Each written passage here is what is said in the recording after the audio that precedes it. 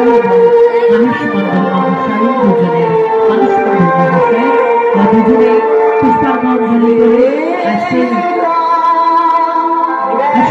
রবীন্দ্র জন্মজয়ন্তী তুমি ঘিরে পালো আলোর জাহাজ ভাসিয়ে দিলে মানে ভাসিত।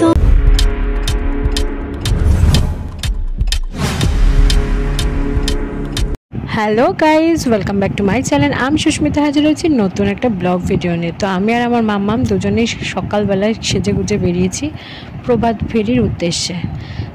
আমাদের চৌমাথা যুবকবৃন্দের এই প্রথম রবীন্দ্র জয়ন্তী উদযাপন করছে, তো আমরা সেই কারণেই সকালবেলায় পৌঁছে গেছি 7টার মধ্যে। তো চলো বন্ধুরা, প্রথমেই রবি ঠাকুরকে ফুল দিয়ে তাকে সম্মান জানানো হচ্ছে, তাকে পায়ে উৎসর্গ করা হচ্ছে এবং তারপর সারিবদ্ধভাবে আমরা বেরিয়ে পড়ব প্রভাত ফেরির উদ্দেশ্যে। এবং আমাদের পাড়ার যেসব বিশিষ্ট লোকেরা আছে তারা ফুল দিয়ে তাকে সম্মান দিচ্ছে এবং আশেপাশে দেখতেই পাচ্ছ।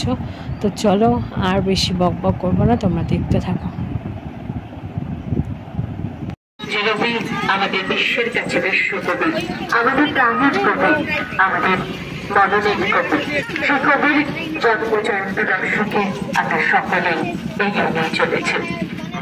আমাদের সকলের সাথে সকলের পাশে চৌমাথা যুবকবৃন্দের এ বর্ণাঢ্য শোভাযাত্রা আপনার বাড়ির সামনে দিয়ে চলেছে এবং প্রতি আমরা দুর্ভাগ্য অঞ্জলি করব।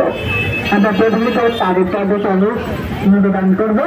আমাদের নৃত্য কলার মধ্যে দিয়ে আমরা রবি ঠাকুরের প্রাণের সাথে আমাদের মধ্যে উপস্থিত হয়েছেন ক্লাব সমন্বয় কমিটির অনুপ মুখার্জি মহাশয়। তাকে রবি ঠাকুরের জন্মপর্বে আমরা পুষ্পার্ঘ অঞ্চলে নিবেদন করতে অনুরোধ করছি।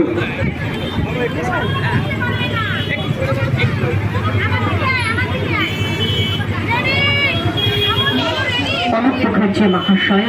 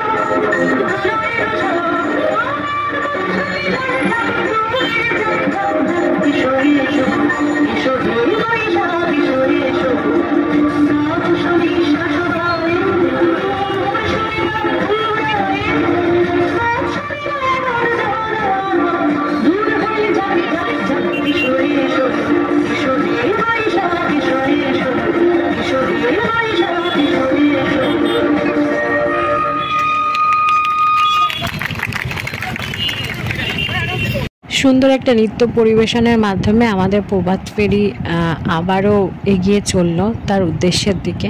তো তারপর ছিল বসে আঁকা প্রতিযোগিতা, তার আগে ছিল একটু টিফিনের ব্যবস্থা করেছিল, আর এর পরপর বহুত প্রতিযোগিতা আছে। কিন্তু মাম্মামের যেহেতু কালকে এক্সাম, সে কারণে আমি আর মাম্মামকে এখানে রাখছি না, নিয়ে যাচ্ছি। আবারও আসবো রাতের বেলার অনুষ্ঠানে। তো সকাল মানে এত ছিল বিভাগ কর হয়। তো আবারও আসবো নতুন ভিডিওর সঙ্গে। এখনের মতো টাটা।